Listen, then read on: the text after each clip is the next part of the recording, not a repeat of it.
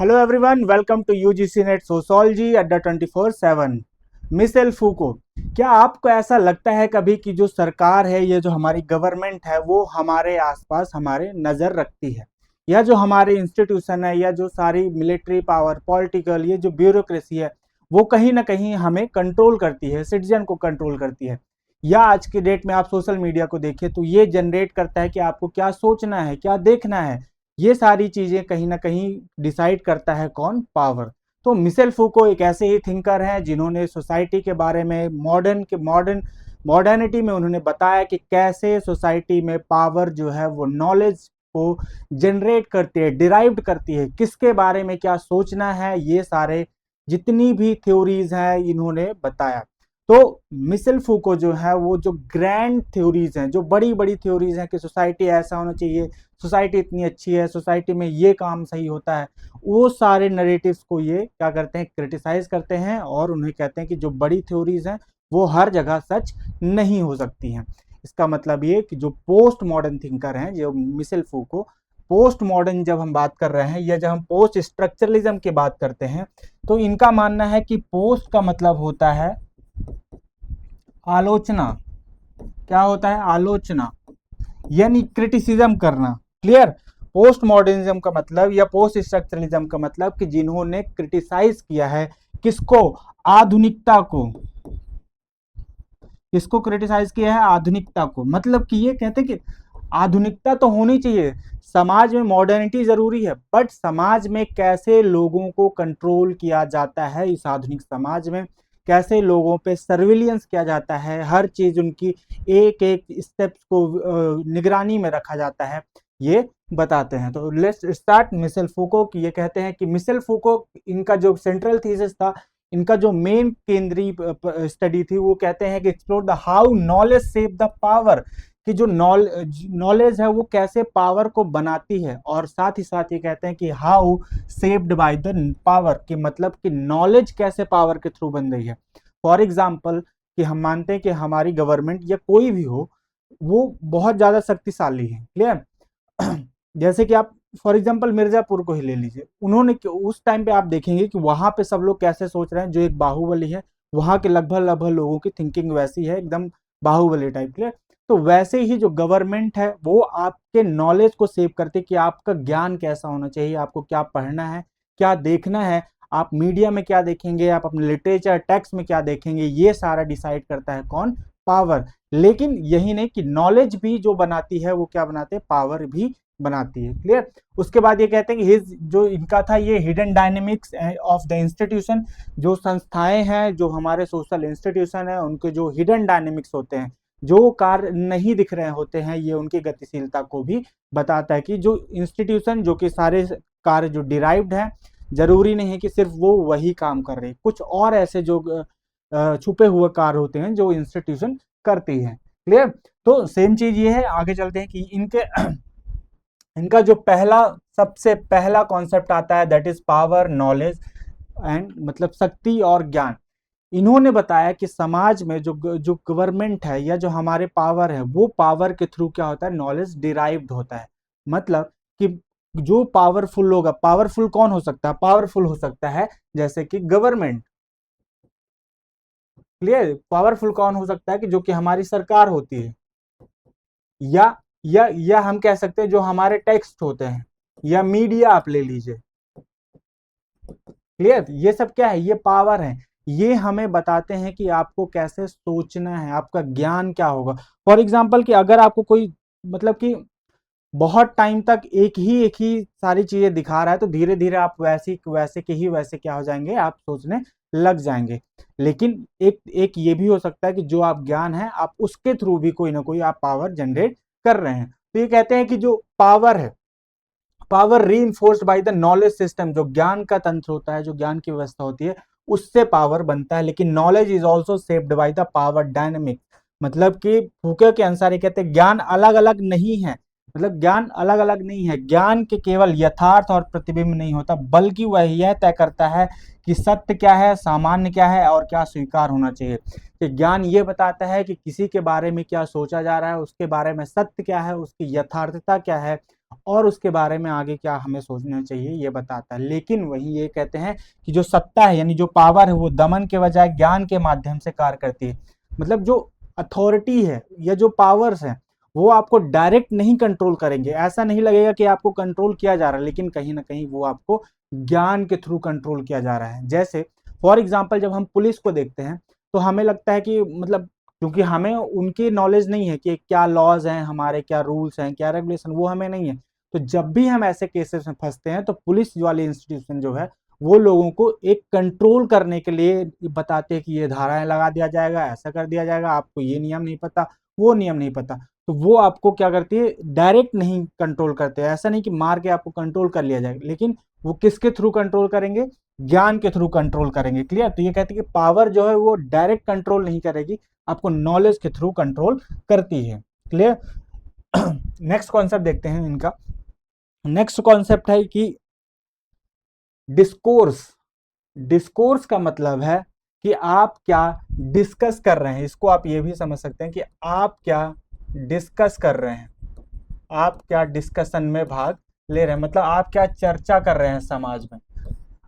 जैसे आजकल आप देखते हैं कि बहुत बड़े बड़े क्या बने हुए क्लब्स बने हुए हैं। जब हमारे यहाँ पे ब्रिटिशर्स थे या आप बड़े जो यूरोपियन कंट्रीज में हैं, जब आप वहाँ जाएंगे तो आप देखेंगे कि बड़े बड़े क्लब्स बने हैं जहाँ इलीट क्लास आते हैं, जहाँ बड़े बड़े बिजनेसमैन आते हैं। वो डिस्कस करते हैं चीज़ों के बारे में कि कंट्री में क्या चल रहा है, समाज में क्या चल रहा है, क्या हमें ट्रेंड करना है, क्या हमें फोकस करना है। ये सारी चीज़ें क्या होती है, डिस्कोर्स होती है। ना कि वहाँ, बल्कि नीचे के समाजों में भी या जो समाज के अन्य स्तर होते हैं वहां भी डिस्कोर्स चलता है।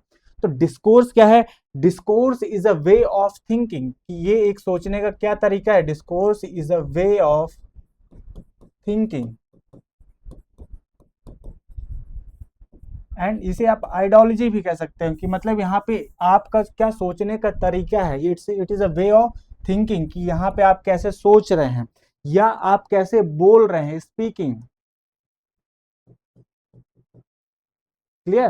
तो discourse refers to the structure way of speaking, thinking and writing. किसके बारे में आप क्या सोच रहे हैं, क्या लिख रहे हैं, that save the what can be known in a subject, कि उसके बारे में क्या सोचना चाहिए।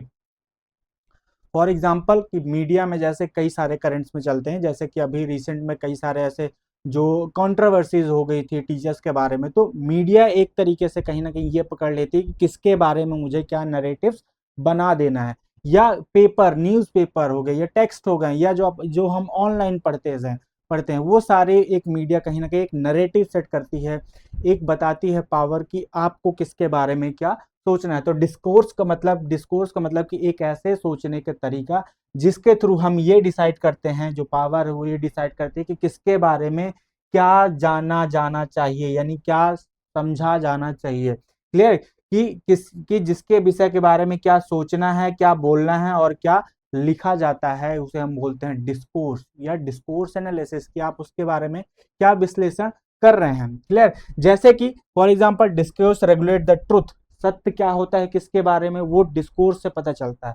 And the produce the subject such as the criminal के बारे में क्या सोचना है, मैडनेस के बारे में क्या सोचना है, सेक्सुअल डिवियंस के बारे में क्या सोचना है, ये सारी चीजें जो हैं वो डिस्कोर्स के थ्रू डिराइव्ड होती हैं। जैसे कि फॉर एग्जांपल एलजीबीटीक्यू को आप ले लीजिए कि पहले के समाज में कुछ टाइम पहले, अभी आप एक दशक या 2 दशक पीछे में जाइए तो आपको पता चलेगा कि एलजीबीटीक्यू वाले जो समाज है उसको बहुत हीन दृष्टि से देखा जाता था। क्यों? लेकिन बाद में जो नरेटिव्स बनाए गए, बाद में जो डिस्कोर्स बनाया गया, तो उस चर्चा के दौरान ये चीजें सेट की गई कि नहीं, उनकी भी जगह हमारे समाज में होनी चाहिए। दैट इज हार्मोनिकल चेंज, वो हार्मोनल चेंज होते हैं। तो उस डिस्कोर्स से पता चलता है, बताया गया समाज में कि इनकी भी स्थिति होनी चाहिए। तो ये डिस्कोर्स एनालिसिस मतलब कि एक सोचने का तरीका है कि किस सब्जेक्ट के बारे में, किस विषय के बारे में आपको क्या सोचना है, ये कौन बताता है, डिस्कोर्स एनालिसिस या डिस्कोर्स से पता चलता है। उसके बाद इनका नेक्स्ट जो मेथोडोलॉजी है that is called archaeology of knowledge. Archaeology of knowledge का मतलब कि एक ऐसी तरीका जिसके माध्यम से आप मेथोडोलॉजी यूज करते हैं। ये कहते हैं कि मिशेल फूको, आर्कियोलॉजी फूको की method that analyse the historical rules, कि जो ऐतिहासिक ऐतिहासिक जो नियम थे जिसके through govern what can be said and known to the particular period. For example कि हिस्ट्री के जो रूल्स थे या हिस्ट्री के जो नरेटिव्स थे उसके थ्रू ये बताते हैं कि आर्कियोलॉजी ऑफ नॉलेज कि ज्ञान में जो है वो इतिहास से डिराइव्ड होके चलता आ रहा है। किस समय के बारे में क्या सोचना है, क्या आपको जानना है, ये कैसे पता चलता है? नॉलेज से पता चलता है, हिस्ट्री से पता चलता है। हिस्ट्री के जो नियम थे इतिहास से आपको पता चलता है। ऐतिहासिक काल में ज्ञान के क्या सीमाएं, नियमों का अध्ययन करते हैं और यह व्यक्तिगत विचारों का लेखकों के बजाय विचार प्रणालियों का विश्लेषण करते हैं। मतलब ये स्टडी कहते हैं thought the rather than the individual ideas and share, कि मतलब एक व्यक्ति किसके बारे में क्या सोच रहा है, उसके आइडियाज क्या हैं, क्या शेयर करता है, इसके बारे में ये बताते हैं। तो ये जब अगर क्वेश्चन में आया कि मिशेल फूको की मेथोडोलॉजी क्या थी, तो दैट इज, इनकी मेथोडोलॉजी क्या थी? Archaeology of knowledge. इनकी मेथोडोलॉजी क्या थी? Archaeology of knowledge. Clear? Next चलते हैं। नेक्स्ट इनकी एक और मेथोडोलॉजी आती है, that is called genealogy. Genealogy कहते हैं कि जीनोलॉजी जो है trace how to practice institution की, जो हमारी संस्थाएं हैं वो कैसे चल रही हैं, categories emerge through the struggles, की जो जीनोलॉजी है यह दिखाती है कि जो व्यवहार, संस्थाएं और श्रेणियां हैं वो संघर्षों, संयोग, सत्ता के संबंधों से विकसित हुई हैं। कि कोई भी इंस्टीट्यूशन आप ले लीजिए, कोई भी आप पावर ले लीजिए, नॉलेज लीजिए, वो किसी न किसी संघर्ष से निकल के आई है, धीरे धीरे धीरे इमर्ज हुआ। ऐसा नहीं कि एकदम डायरेक्ट कोई आइडियोलॉजी बन गई। आप क्लास स्ट्रगल को ले लीजिए, आप कहीं ना कहीं उसको एक, आप देखेंगे कि जो मार्क्सिस्ट है या जो मार्क्सिज्म को फॉलो करते हैं वो कहीं ना कहीं धीरे धीरे जो ऐतिहासिक काल के घटनाएं थे उनको स्टडी करके आगे बताते हैं। क्लियर?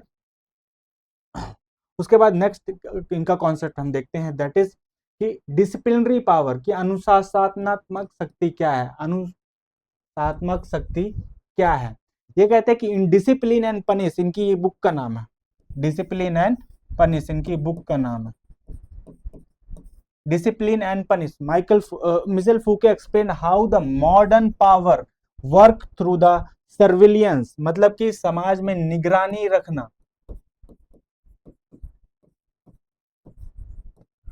समाज में निगरानी रखना, and normalized discipline rather than the brute force, मतलब कि जो समाज में डायरेक्ट किसी पे फोर्स नहीं लगाया जाता है कि आप कोई काम करने के लिए रोक दिया जाएगा, बल्कि क्या होता है कि ये सर्विलियंस के थ्रू, निगरानी के थ्रू आप उन पे नजर रखी जाती है। जैसे कि जब हमारे यहाँ पे आधार कार्ड इंट्रोड्यूस हुआ था, जब हमारे यहाँ पे आधार कार्ड आया था,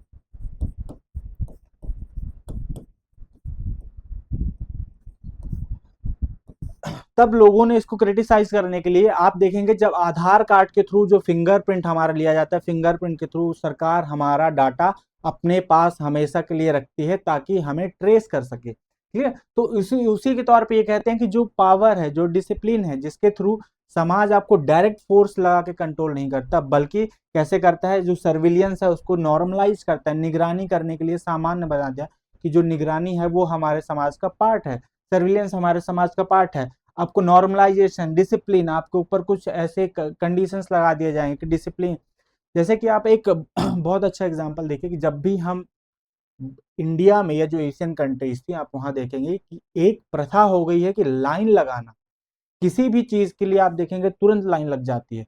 फॉर एग्जाम्पल पानी लेने जाना है तो लोग लाइन में लग गए, कहीं भी आप कोई भी इंसिडेंट हो रहा है तो सबसे पहले लाइन लगा लो, लाइन लगा लो। तो ये एक तरीके से बना दिया गया है, नॉलेज एक पावर के थ्रू इसे डिराइव कर दिया गया है कि आपको ऐसे ही रहना है। क्लियर? तो ये कहते हैं कि इंस्टीट्यूशन लाइक प्रिजन हो गया या स्कूल हो गए, हॉस्पिटल हो गए या फैक्ट्रीज हो गए या ट्रेन हो गई, ये जो है ये आपके ऊपर निगरानी रखते हैं, आपके ऊपर अनुशासन का कार्य करते हैं, आपको आज्ञाकारी बनाते हैं। जब आप स्कूल जाते हैं तो स्कूल में सिखाया जाता है कि आपको लाइन लगा के चलना है, आपको पूछना है, आपको परमिशन लेना है। ये सारी चीजें कहीं ना कहीं आपके ऊपर क्या बना दिया गया, एक निगरानी करने के तौर पे ही आपको बना दिया है कि आपको ऊपर नजर रखा जाता है। आप देखेंगे स्कूल में भी आप जब कुछ काम करेंगे तो बताया जाता है टीचर्स आपको देख रहे हैं, you are under the CCTV surveillance, तो हमेशा कोई ना कोई कहीं ना कहीं से आपके ऊपर निगरानी रखा गया। तो सर्विलियंस जो है वो आधुनिक समाज का एक क्या बन गया है, एक हिस्सा बन गया है। आधुनिक समाज का, आधुनिक समाज का क्या हो गया है, एक हिस्सा हो गया, मतलब कि मॉडर्न सोसाइटी में ये बहुत कॉमन हो गया है। क्लियर? तो नेक्स्ट चलते हैं, क्या ये क्या कहते हैं, पिनॉप्टिकन, 2026 का जो पेपर जून वाला हुआ, अगर आप लोगों ने पेपर दिया है, जो जून 2026 में पेपर हुआ अभी, आप देखेंगे कि इससे एक पूरा क्या आ गया, पैराग्राफ आ गया था। इससे एक पूरा पैराग्राफ ही पूछ लिया, मतलब कि समथिंग समथिंग 10 नंबर आपको यहीं से दे दिया। पिनॉप्टिकन का मतलब पिनॉप्टिकन का मतलब इनका एक कॉन्सेप्ट ये है कि एक व्यक्ति, एक ऐसा इंस्टीट्यूशन जहां एक व्यक्ति खड़े होके हजारों पे लोगों पे नजर रख रहा है। जैसे कि इन्होंने कॉन्सेप्ट दिया जेल का। इसका कॉन्सेप्ट दिया जेल का। जेल में एक लाइट हाउस बनाया जाता है। एक क्या बनाया जाता है, लाइट हाउस बनाया जाता है, जहां पे एक या दो जो पुलिस वाले होते हैं या सोल्जर्स होते हैं, ये जो गार्ड होता है वो क्या रहता है, खड़ा रहता है। और और उसको वहां का जो स्ट्रक्चर है ऐसे बनाया जाता है कि आपको लगेगा कि ये व्यक्ति इसको भी देख रहा है, ये व्यक्ति इसको भी देख रहा है, और ये व्यक्ति इस पे भी देख रहा है, और ये व्यक्ति इस पे भी देख रहा है। तो ये कहते हैं पिनॉप्टिकन का मतलब visibility becomes a mechanism of control, की जो निगरानी रखने का तरीका है वो आजकल के जमाने में एक तरीके से कार्यात्मक प्रणाली बन गई है हमारे यहाँ पे। क्लियर। तो कहते हैं पिनॉप्टिकन सत्ता का वह मॉडल है, ये पिनॉप्टिकन पावर का वह एक सिस्टम है जिसमें व्यक्ति निगरानी को आत्मसात कर स्वयं को नियंत्रित करता है। मतलब कि हमने एक्सेप्ट कर लिया है इस सर्विलियंस को, कि निगरानी रखने की जो प्रक्रिया है उसको हम क्या कर लेते हैं, स्वीकार कर लेते हैं, और यह दक्षता नियंत्रण का माध्यम बन जाती है। कि ये जो धीरे धीरे नजर रखने की, ये निगरानी करने की जो तरीका है, ये जो कंडीशन है या मैकेनिज्म है, वो क्या बन जाता है, धीरे धीरे माध्यम बन जाता है, मैकेनिज्म ऑफ कंट्रोल बन जाता है, कि इसके थ्रू आपको नजर रखी जा रही है तो अब आप कुछ काम नहीं कर सके। जैसे कि जो जेल में है, जेल में कैदियों को लगता है कि उनके ऊपर हमेशा कोई ना कोई नजर रख रहा है, या आप मिलिट्री में चले जाइए तो कोई ना कोई आपके ऊपर ऐसा नजर रखने वाला होता है, जिसको आप खुद स्वीकार कर लेते हैं, हम खुद स्वीकार कर लेते हैं, और वो धीरे धीरे एक तरीके से क्या बन जाता है, एक तरीके से माध्यम बन जाता है नियंत्रण करने का। मैंने अपनी डिटेल इंस्टीट्यूशन में दे दी, पुलिस वालों के पास, ब्यूरोक्रेसी के पास, कि कहीं भी हर जगह मेरी डिटेल है, वो जब चाहे जहाँ मुझे ट्रेस कर सकते हैं। आधार कार्ड के बिना सिम नहीं मिलता, जब चाहे जब आपकी लोकेशन ट्रेस की जा सकती है। कि आजकल तो कोई भी चीजें हिडन नहीं है। मॉडर्न समाज में एक भी ऐसी चीज नहीं है जो दूसरों से आप छुपा सकते हैं। जो डिजिटल फुटप्रिंट जिसे आप कहते हैं, डिजिटल फुटप्रिंट का मतलब कि एक बार कोई चीजें जो इंटरनेट में आ गई वो कभी डिलीट नहीं हो सकती। ये आधुनिक समाज का एक नियम है। क्लियर। पिनॉप्टिकन बहुत इंपॉर्टेंट है, जो कि जून 2026 में पूरा का पूरा पैराग्राफ इससे पूछा गया। क्लियर। ये बात करते हैं bio power and bio politics की। बायो पावर का मतलब कि ऐसे पावर जो कि या आपके पास ऐसी शक्तियां हो ना जिससे आप ये कंट्रोल कर सकते हैं कि वहां की हेल्थ क्या होगी, सेक्सुअलिटी, रिप्रोडक्शन एंड डेमोग्राफी क्या होगी। जैसे कि फॉर एग्जांपल आज की डेट में अगर आप किसी भी देश को बर्बाद करना चाहते हैं, या उसकी जो यंग पॉपुलेशन है वो आप उसको खत्म करना चाहते हैं, तो आप उसको डिजिटल मीडिया के थ्रू इतना इंगेज कर दीजिए कि वो कुछ ना कुछ कोई काम कर ही ना पाए। जैसे कि एक टाइम पे गेमिंग का क्रेज तो बहुत ज्यादा आ गया था, मतलब कि हर व्यक्ति गेम खेल रहा है ऑनलाइन डिजिटल। तो धीरे धीरे आप ये देखेंगे कि समाज में जो ऐसे आउटडोर गेम होते थे जिसके थ्रू लोगों का या यूथ का या बच्चों का जो फिजिकल वर्क होता था या फिजिकल डेवलपमेंट जो होना चाहिए था वो आज नहीं हो रहा है। आप देखेंगे कि हर एक बच्चा जो है वो क्या हो रहा है, आज स्पेक्स लगा रहा है, चश्मा लगा रहा है। तो कहीं ना कहीं ये चीजें क्या है, ये आपको बताती हैं बायो पावर। या आप ऐसी पेंडेमिक्स ला लीजिए जैसे कि हमने देखा तो कोरोना। कुछ लोग तो कहते भी हैं कि ये मतलब कि जबरदस्ती फैलाया गया, कि यहाँ के जो हर देश के द्वारा किया गया कि अपने यहाँ की डेमोग्राफी को कंट्रोल किया जा सके। तो मतलब कि ये कहते हैं bio powers refer to the modern power over itself, जो आपको रेगुलेट करती है आपके यहाँ की पॉपुलेशन, आपके यहाँ का हेल्थ सेक्टर कैसा होना चाहिए, आपके यहाँ की प्रजनन क्षमता, रिप्रोडक्शन, डेमोग्राफी, ये सारी चीजें होती हैं। बायोपॉलिटिक्स क्या है? Biopolitics manage the life rather than the merely through the threatening the death. मतलब कि ये कहते हैं कि बायोपॉलिटिक्स मृत्यु के भय के बजाय जीवन प्रबंधन के पर आधारित है। मतलब आपको आपको डायरेक्ट कोई ऐसा नहीं डरा देगा या धमका नहीं देगा, बट धीरे धीरे जो आपका हेल्थ है वो धीरे धीरे बायोपॉलिटिक्स के थ्रू लोग खत्म करने लगते हैं, उस देश की कंट्रोल उसको करने लगते हैं। क्लियर। तो बायो पावर एंड बायोपॉलिटिक्स के बारे में ये बात करते हैं। ये भी इस बार क्वेश्चन डायरेक्ट पूछा गया था गवर्नमेंटलिटी का कि सरकारीपन क्या है।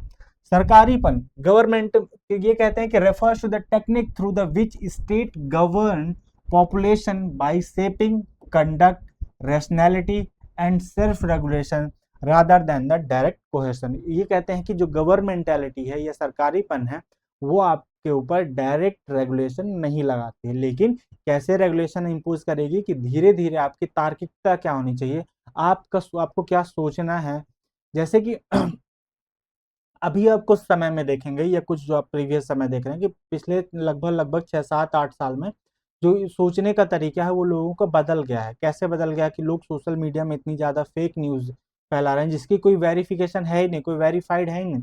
जब आप देखेंगे इलेक्शन का टाइम आएगा तो आपको वही चीज़ें देखेंगे जो आप देखना चाह रहे हैं, मतलब जैसे आपकी थिंकिंग है।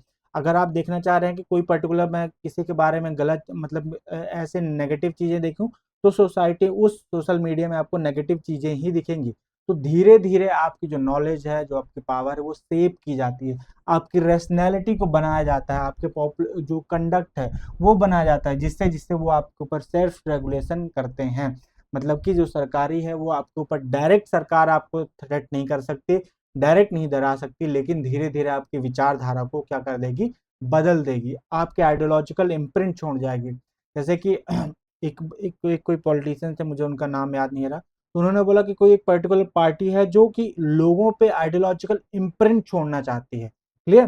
तो मतलब कि धीरे धीरे गवर्नमेंट में क्या करती है, आपके विचारधारा को क्या करती है, बदलती है, आपको डायरेक्ट इम्पोज नहीं करती, डायरेक्ट आपको थ्रेट नहीं करेगी, बट धीरे धीरे आपको बदल देगी। क्लियर?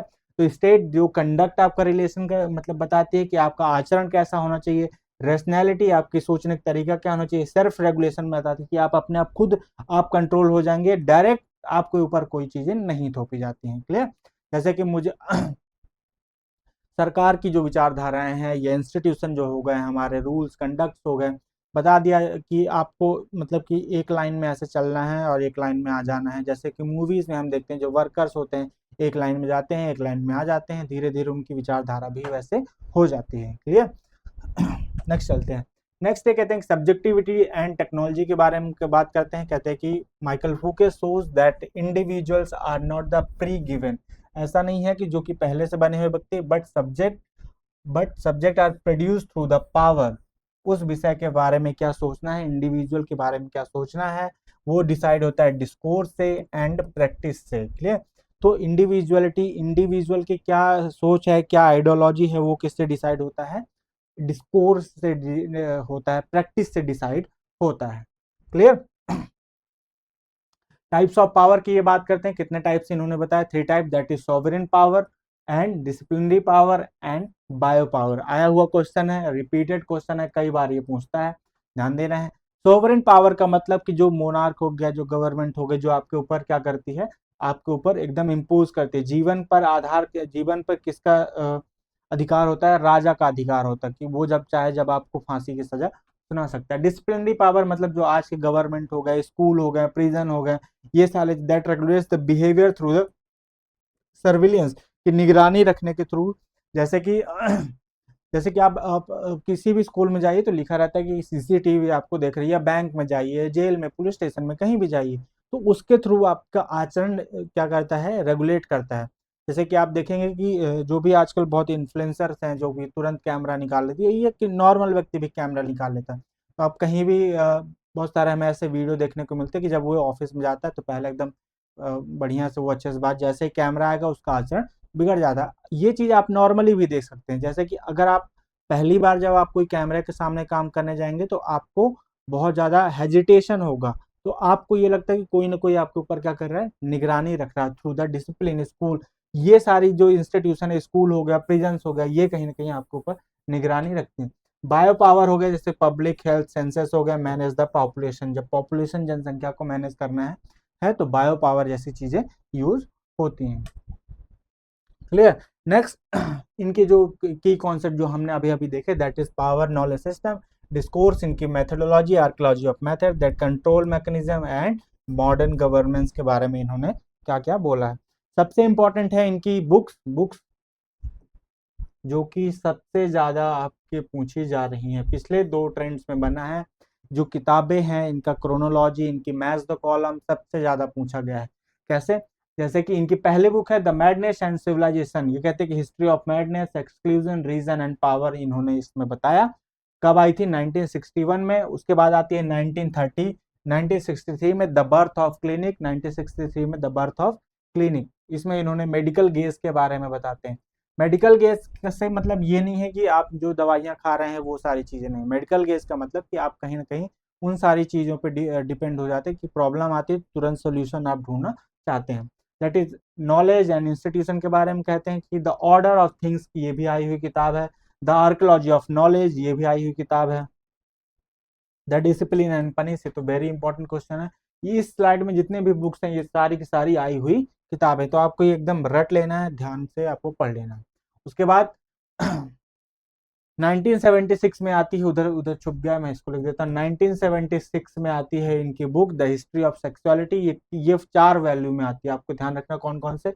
विल के बारे में बात करते हैं, and the use of pleasure के बारे में बात करते हैं, केयर के बारे में बात करते हैं, एंड द फ्लैश के बारे में ये इन्होंने बताया। द बर्थ ऑफ बायोपॉलिटिक्स भी आई हुई किताबें। माइकल मिशेल फूको की जो किताबें हैं वो सबसे इंपॉर्टेंट हैं। आप पिछले 3 एग्जाम देखिए, आपको हर बार इससे मैच द कॉलम, इस बार तो पिनॉप्टिकन जो पूरा का पूरा कॉन्सेप्ट उठा के आपको 10 नंबर का दे दिया गया। तो मिशेल फूको को आप इग्नोर नहीं कर सकते, इनके जितने ज़्यादा आप पीवाईक्यूज लगाएंगे उतने ज़्यादा आपके लिए सही है। अगर आपको ये वीडियो अच्छा लगा है तो आप उन फ्रेंड्स के साथ शेयर कीजिए जो कि यूजीसी नेट सोशियोलॉजी की तैयारी कर रहे हैं। बाकी अगर आप नए हैं हमारे चैनल पे तो आप सब्सक्राइब कर लीजिए, एंड डिस्क्रिप्शन में जो मेरा टेलीग्राम चैनल है उसको ज़रूर से ज़रूर ज्वाइन कीजिए, उसमें आपको इसकी PDF मिल जाएगी। Thank you so much.